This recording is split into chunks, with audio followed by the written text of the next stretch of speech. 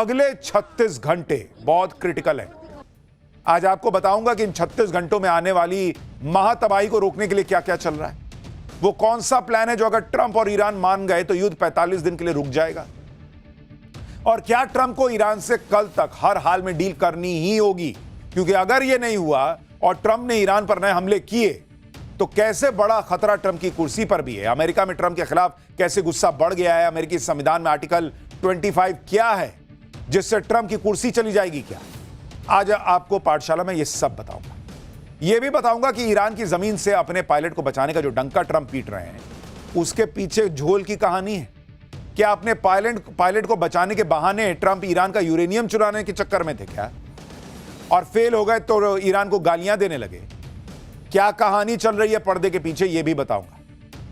और कैसे ट्रंप की दुनिया भर में छीछा लेदर हो रही है, कैसे मीम बन रहे हैं, सब बताऊं। उससे पहले 37 दिन से चले आ रहे इस युद्ध की आज क्या क्या हुआ है उसकी एक झलक देखिए।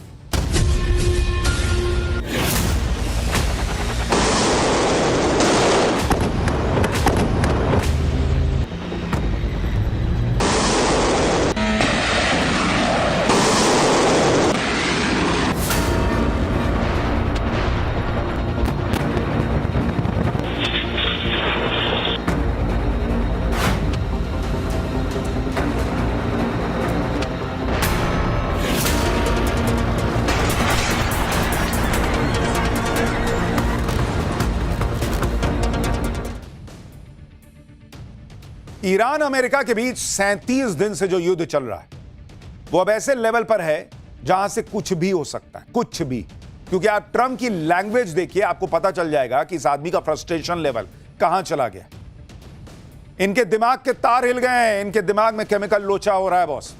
वरना एक राष्ट्रपति ऐसी सड़क छाप भाषा नहीं बोल सकता कि उसके सार्वजनिक बयान को आपको लाल पट्टी से ढक के चलाना पड़े। अमेरिका का राष्ट्रपति इस तरह से खुल्लम खुल्ला गालियां दे रहा है जो हम आपको टीवी पे दिखा नहीं सकते। किसी ने सोचा भी नहीं था कि अमेरिकी राष्ट्रपति ऐसे शब्दों का इस्तेमाल करेंगे कि जिन शब्दों को कोई सुना दिखा नहीं पाएगा टीवी पे। ऐसी लैंग्वेज बोली कि उन शब्दों को सेंसर करना पड़ा। आप देखिए कि ट्रंप ने ईरान को धमकी देते हुए कहा है कि मंगलवार को पावर प्लांट डे और ब्रिज डे होगा, यानी दोनों पर एक साथ हमला होगा। ऐसा पहले कभी नहीं देखा होगा। स्ट्रेट ऑफ हॉर्मुज खोलो। और उसके बाद जो आप ये देख रहे हैं अंडमान शंड, ये दरअसल ट्रंप ने गाली दी जो हम आपको नहीं दिखा सकते, तो वहां पे हमने ये लगाए हैं। और आगे कह रहे हैं कि नहीं तो नर्क में रहने के लिए तैयार हो जाओ। आप सोचिए डोनाल्ड ट्रंप कितना फ्रस्ट्री आ गए हैं कि गाली दे रहे हैं बॉस। दुनिया का कोई नेता राष्ट्रपति आपको ऐसी गाली देते दिखा है आज तक? गाली दे रहे हैं भाई साहब। एक तरफ कहते हैं मैं युद्ध जीत चुका, एक तरफ कहते हैं मैंने उनका नेवी एयरफोर्स सब तबाह कर दिया। पब्लिक जब पूछती है कि सब नेवी एयरफोर्स तबाह कर दिए तो तुम्हारे प्लेन कौन गिरा रहा है? वीडियो गेम से गिर रहे हैं। तो फ्रस्ट्रेशन अंदर से खाए जा रहा है, तो गाली गलौज पे आ गए, सड़क छाप भाषा पे आ गए। और यही फ्रस्ट्रेशन बता रहा है कि ट्रंप कुछ भी कर सकते हैं।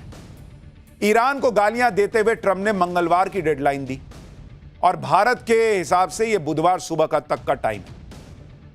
इसी टाइम में ट्रंप ने ईरान से कहा है कि वो स्ट्रेट ऑफ हॉर्मुज खोल दे, नहीं तो एक एक करके पावर प्लांट, पुल, दूसरा सब कुछ उजाड़ देंगे। ट्रंप अगर शोले के गब्बर सिंह बने हुए हैं और गालियां दे रहे हैं तो ईरान भी गब्बर सिंह के स्टाइल में ट्रंप को डायलॉग सुना रहा है कि जो डर गया समझो मर गया।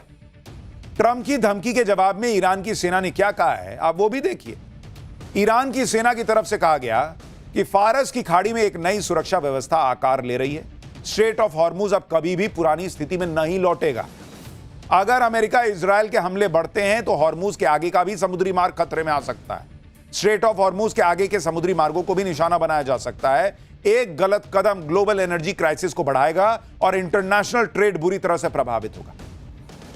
यानी डोनाल्ड ट्रंप गाली दे रहे हैं, उधर से ईरान पलट के कह रहा है कि तुम गाली दो, तुम गोला मारो, कुछ भी करो, अगर ज्यादा नौटंकी करोगे तो अभी स्ट्रेट ऑफ हॉर्मुज बंद किया है, अभी उसके आगे मारना शुरू कर दूंगा। ए भाई मत करो ये सब तुम लोग, क्योंकि ईरान कह रहा है कि ऐसी धमकियों से कुछ नहीं होगा। अमेरिका सुनने को तैयार नहीं है, बर्बाद दुनिया हो जाएगी। अभी तो स्ट्रेट ऑफ हॉर्मुज बंद है। कम से कम बाकी का समुद्री रास्ता जो है वो खुला है, कल को वो भी बंद हो गया तो कांड है बॉस। 1 महीने से यही तमाशा चल रहा है इन दोनों का। उधर से ट्रंप की धमकी आती है, इधर से ईरान कह देता है कि धमकी से हम नहीं डरते। लेकिन अब बात आगे बढ़ती चली जा रही है। कल तक का टाइम है, इसके बाद क्या होगा कोई नहीं जानता। और जो आदमी इतने फ्रस्ट्रेशन लेवल में हो, कल को वो परमाणु बम भी मार दे तो दुनिया को आश्चर्य नहीं हो। चर्चा हो रही है दुनिया में इस तरह की कि भाई ये आदमी सनक में कहीं न्यूक्लियर अटैक ना कर दे ईरान पर। आप देखिए कि इससे पहले ही युद्ध कैसे और भड़क चुका है। इजराइल ने फिर से ईरान के तेल और गैस को निशाना बनाया है। इजराइल ने फिर से ईरान के साउथ पार्स इलाके में हमला कर दिया है। ईरान के असालुयेह में पेट्रोकेमिकल प्लांट को निशाना बनाया गया है। इजराइल ने दावा किया है कि उसने ईरान के सबसे बड़े पेट्रोकेमिकल फैसिलिटी पर हमला किया है। यहीं से ईरान का आधा पेट्रोकेमिकल का प्रोडक्शन होता है। इजराइल ने बताया कि उसने ईरान के स्टील इंफ्रास्ट्रक्चर और पेट्रोकेमिकल इंडस्ट्री पर तगड़ा अटैक किया। यानी ईरान को भी झटके पे झटके लग रहे हैं बॉस। इससे पहले भी इजराइल ईरान की पेट्रोकेमिकल फैसिलिटी को टारगेट कर चुका है, जिस वजह से ईरान का 85% पेट्रोकेमिकल एक्सपोर्ट प्रभावित हुआ है। आप सोचिए, इजराइल ने फिर से ईरान के उस साउथ पार्स गैस फील्ड के इलाके में हमला किया है, जिसे लेकर मार्च में ट्रंप ने भरोसा दिया था कि इजराइल अब यहां अटैक नहीं करेगा। यानी इस पूरे युद्ध में बोली की कोई वैल्यू ही नहीं है बॉस। ट्रंप कहते हैं अब हमला नहीं होगा, वहीं इजराइल हमला कर देता है। ट्रंप कहते हैं अब हम कुछ नहीं करेंगे, फिर उसी 2 दिन बाद अटैक कर देते हैं। ईरान जो है वो रुकने को तैयार नहीं, वो कह रहा है तुम मारते रहोगे, मैं डबल मारने की कोशिश करूंगा। इजराइल कह रहा है कि ईरान के अहम इंफ्रास्ट्रक्चर तबाह कर दूंगा, उसके आर्थिक तौर पर उसको कमजोर बना दूंगा। जब पिछली बार ईरान की गैस फील्ड पर हमला हुआ था तो ईरान ने भी खाड़ी देशों में एनर्जी साइट्स को उड़ाकर पूरी दुनिया में हड़कंप मचा दिया था। अब भगवान जाने क्या ही होगा। इतना ही नहीं, आज ही इजराइल ने ईरान के 2 बड़े कमांडर्स को मारने का भी दावा किया। इजराइल ने इस्लामिक रेवोल्यूशनरी गार्ड कॉर्प्स यानी IRGC के इंटेलिजेंस प्रमुख माजिद खादेमी को मार गिराने का दावा किया। माजिद खादेमी IRGC के सबसे वरिष्ठ कमांडर्स में से एक थे।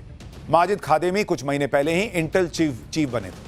उससे पहले वाले चीफ को भी इजराइल ने पिछले साल मार दिया था। इसके साथ ही इजराइल ने ईरान समर्थित कुद्स फोर्स की स्पेशल ऑपरेशंस यूनिट के कमांडर असगर बाघेरी को मार गिराया। यानी इजराइल भी रुक नहीं रहा है, इजराइल भी ढूंढ ढूंढ के मार रहा है। दिक्कत यह हो रही है उनको कि वो मारते हैं, कोई नया खड़ा हो जाता है। युद्ध में ईरान पूरी ताकत के साथ अमेरिका और इजराइल का मुकाबला कर रहा है। ईरान के हमलों से इजराइल और खाड़ी देशों में भयंकर नुकसान हुआ है, लेकिन ईरान की हालत भी युद्ध में खराब होती जा रही है।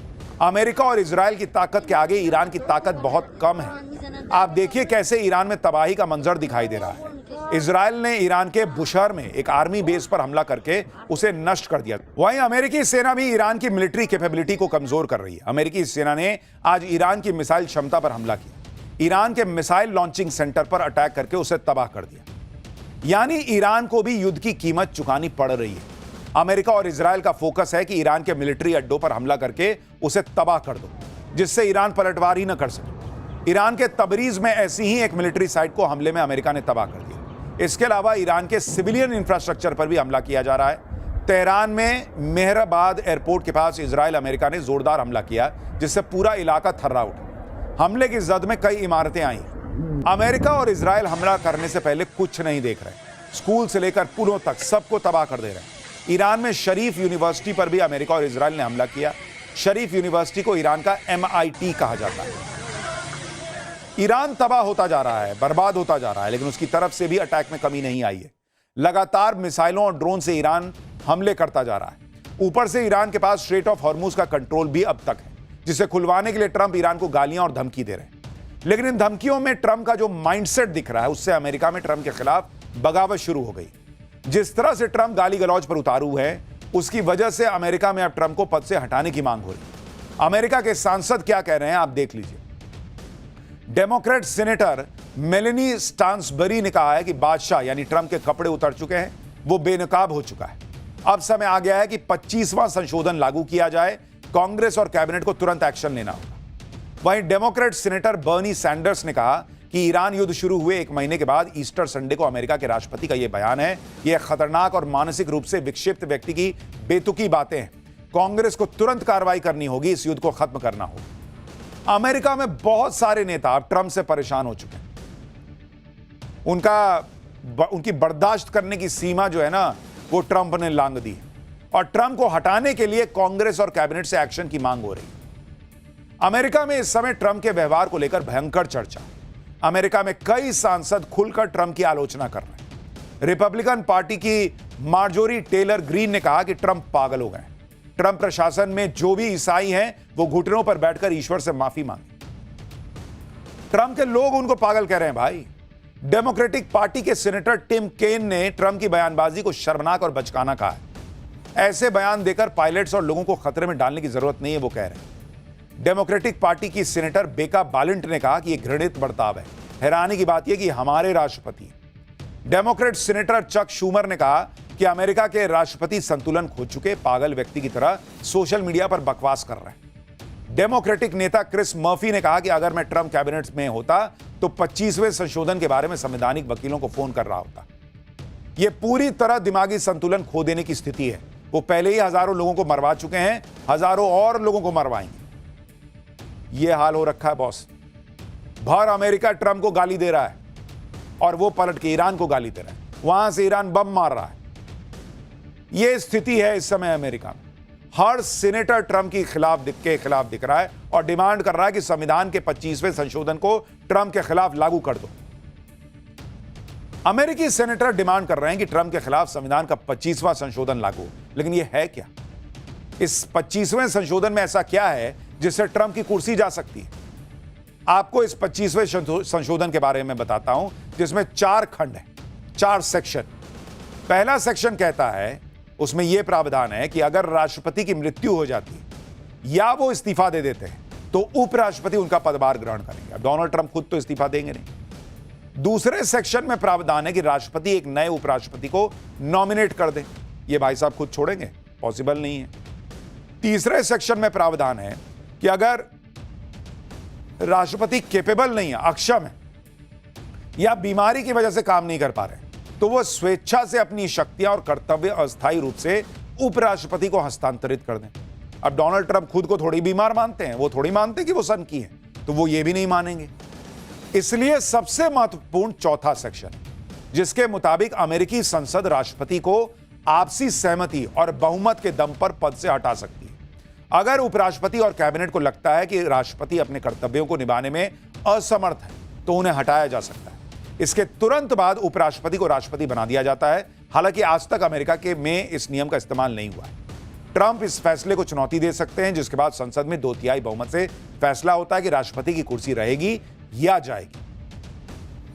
यानी ट्रंप के खिलाफ जो बगावत है, अगर वो बढ़ते बढ़ते नेक्स्ट लेवल पर गई तो एक प्रावधान यह है कि ट्रंप की कुर्सी ली जा सकती है।